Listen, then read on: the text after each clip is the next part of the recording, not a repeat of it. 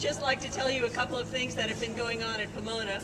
Last summer, we pioneered the effort to become self-supporting in the summer session. This was done in a matter of one day, not preceded by any consultation with faculty or students. And that summer session was a disaster. They haven't told us if they made any money off of it, because it's now foundation money and therefore secret.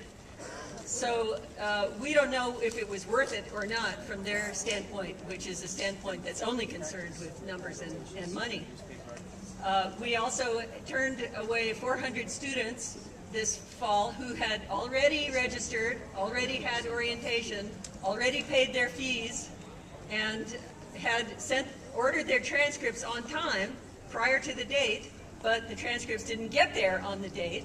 So these 400 students were canned and sent home with no courses. Their enrollments were dumped.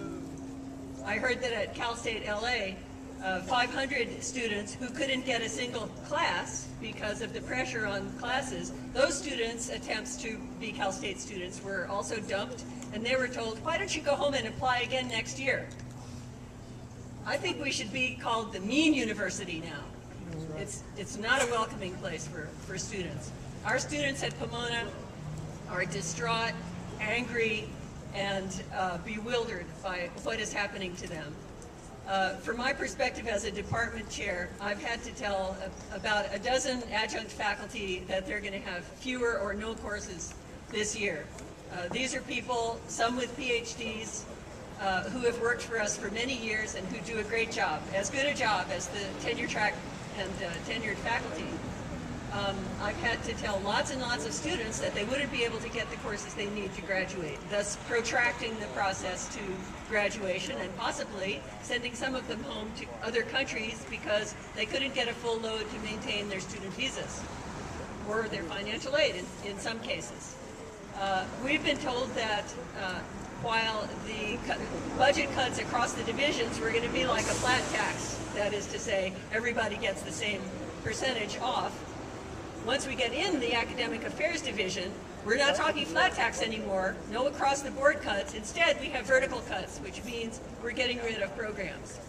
The process by which they're doing this is supposed to be rational in some sense, to reflect the true costs of programs.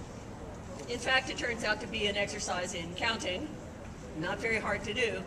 And those of us who don't measure up according to that count have to go through a lengthy series of hurdles that are very difficult to complete in order to defend ourselves, to explain what we do to the university, which, despite every annual report that I've written over the last years, they still don't seem to know what we do or know how to value it.